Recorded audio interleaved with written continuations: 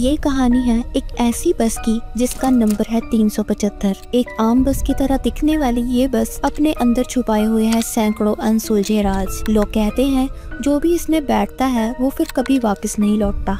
क्या ये सिर्फ एक अफवाह है या इससे जुड़ी सच्चाई हमारे रोंगटे खड़े कर देगी? आज हम कोशिश करेंगे उस खौफनाक रहस्य का उजागर करने की जो इस बस के हर सफर के साथ और गहराता गया। ये बस नहीं, एक रहस्यमय सफर है, अंधकार, डर और मौत की ओर। आज हम आपको लेकर चलेंगे ऐसी दास्तां में जो आपके होश उड़ा देगी। ये है बस नंबर 375 की डरावनी कहानी। बस नंबर 375। Bus 375.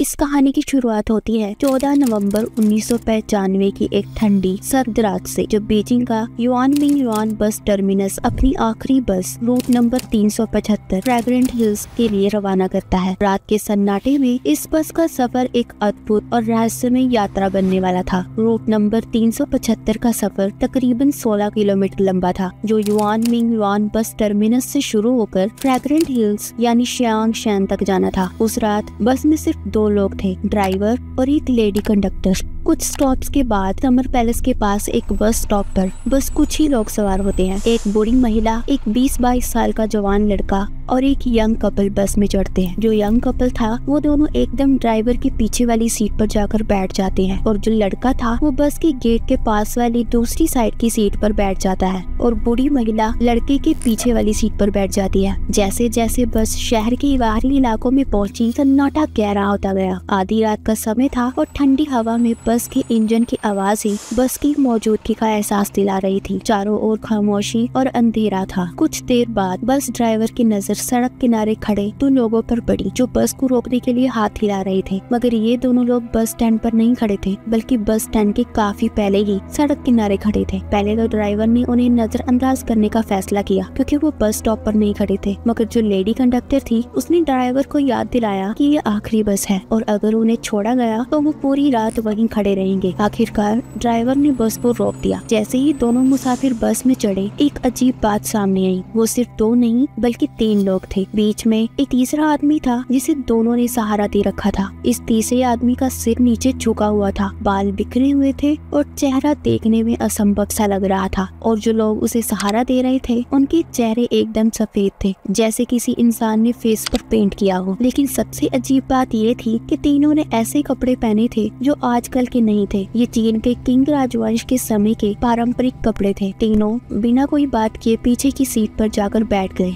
जिससे बस के बाकी पैसेंजर्स घबरा गए और वो सभी घबराकर एक दूसरे की तरफ देखने लग जाते हैं। लेडी कंडक्टर ने घबराहट कम करने के लिए सभी को समझाया कि शायद ये लोग किसी थिएटर से आ रहे होंगे और जल्दबाजी में कपड़े बदलने का मौका नहीं मिला होगा। लेकिन वो बूढ़ी महिला बार बार उन अजीब लोगों को देखे जा रही थी, जैसे उसे उन पर शक हो। कुछ और स्टॉप्स के बाद कपल का स्टॉप आया और वो दोनों बस से उतर गए। अब बस में 7 लोग सवार थे, ड्राइवर, लेडी कंडक्टर और वो बूढ़ी औरत, जवान लड़का और 3 अजीबोगरीब पैसेंजर जो लास्ट सीट पर बैठे थे। बस अपनी यात्रा फिर शुरू करती है और तभी वो बूढ़ी महिला अचानक खड़ी हो जाती है और उस लड़के पर चिल्लाने लगती है कि उसने उसका पर्स चुरा लिया है। इस बात पर उस लड़के को भी गुस्सा आ जाता है और वो भी उस बूढ़ी औरत से बहस करने लगता है। ये शोर सुनकर उस बस की जो लेडी कंडक्टर थी वो भी वहाँ आ जाती है और पूछने लगती है कि आखिर क्या हुआ। वो कहती है कि इस लड़के ने मेरा पर्स चुरा लिया। लेकिन झगड़ा इतना बढ़ जाता है कि वो बूढ़ी महिला कहती है कि अगले स्टॉप पर बस रोको, मुझे उतरना है और इस लड़के को पुलिस हवाले करना है। वो लेडी कंडक्टर उसे शांत करने की कोशिश करती है, मगर वो किसी की भी नहीं सुनती और अपनी बात पर अड़ी रहती है। आखिरकार ड्राइवर अगले स्टॉप पर बस रोक देता है। जैसे ही बस रुकती है वो लड़के का कॉलर पकड़कर उसे बस से खींचकर उतार देती है और फिर बस वहाँ से चली जाती है। बस के चले जाने के बाद वो लड़का गुस्से से कहता है कि तुम्हारे इस झूठे इल्जाम की वजह से मेरी आखिरी बस भी छूट गई और अब वो पूरी रात वहाँ फंसा रहेगा। ये सुनकर वो महिला कहती है कि मुझे तुम्हें इस तरह उतारना था ताकि किसी को भी शक ना हो, इसलिए तुम्हें मैंने इल्जाम के बहाने से बस से उतारा ताकि तुम्हारी जान बचा सकूं।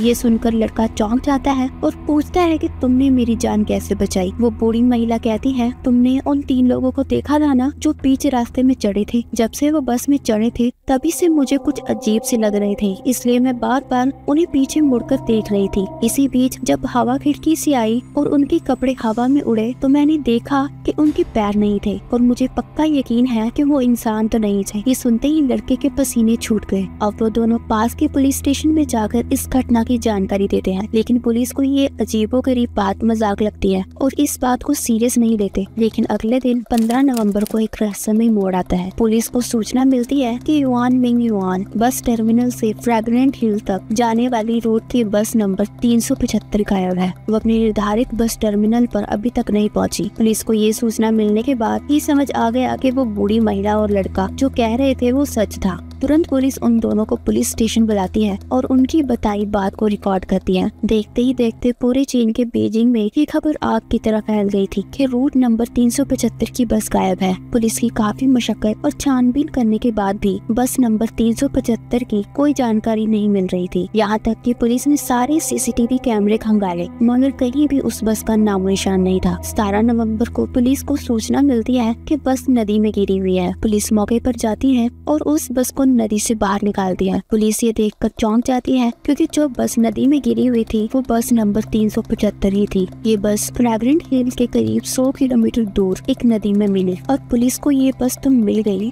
मगर इसने इस कहानी को सुलझाने के बजाय और उलझा दिया क्योंकि बस के अंदर 3 लाशें थी, ड्राइवर, महिला कंडक्टर और वो अजीब सा तीसरा व्यक्ति जिसके बाल बिखरे हुए थे। लेकिन सबसे भयानक बात ये थी कि लाशें 2 दिन में ही इस हद तक सड़ चुकी थी जैसे महीनों पहले मरी हो। उन लाशों से बहुत बदबू आ रही थी और 2 दिन के अंदर ही ये बॉडी इतनी डिकम्पोज हो जाए ऐसा पॉसिबल ही नहीं था, खासकर नवंबर के ठंड में। लेकिन इस कहानी में अभी और भी कई रहस्यमय बातें थी। डिपो से संपर्क करने पर पता चला कि बस में इतना फ्यूल ही नहीं था कि वो 100 किलोमीटर दूर तक जा सके। लेकिन जब पुलिस ने बस के फ्यूल टैंक को खोलकर देखा तो उसमें फ्यूल की जगह ताज़ा खून भरा हुआ था और ये बहुत ही अजीब बात थी। इसके बाद उस रूट पर लगे सभी सीसीटीवी कैमरे की जांच की गई तो पता चला कि सीसीटीवी फुटेज में आखिरी बार बस उसी जगह पर दिखी थी जहां से बुजुर्ग महिला और वो लड़का बस से उतरे थे। लेकिन इसके बाद कैमरे में उस बस की कोई रिकॉर्डिंग नहीं थी। लेकिन ये बस कैमरे में क्यों कैद नहीं हुई? कैसे वो लाशें 2 दिनों में इतनी सड़ गई? बिना डीजल के बस 100 किलोमीटर कैसे चल पड़ी? और फ्यूल टैंक में वो खून किसका था? इसका जवाब आज तक नहीं मिल पाया। मगर सवाल आज भी यही है कि वो 3 लोग आखिर कौन थे? क्या वो इंसान थे भी या फिर वाकई कोई भूत प्रेत थे? कहानी चाहे सच हो या अफवाह, लेकिन इसने रूट नंबर 375 को एक रहस्य बना दिया है जो बीजिंग के लोगों के बीच आज भी जिंदा है। आज भी रूट नंबर 375 को भूतिया माना जाता है और इस घटना के पीछे की सच्चाई कोई नहीं जानता। अगर आप इस बस में होते तो क्या करते? अपनी राय कमेंट में जरूर बताएं। और अगर आपको हमारी वीडियो पसंद आई हो तो इसे लाइक करें और चैनल को सब्सक्राइब करना ना भूलें।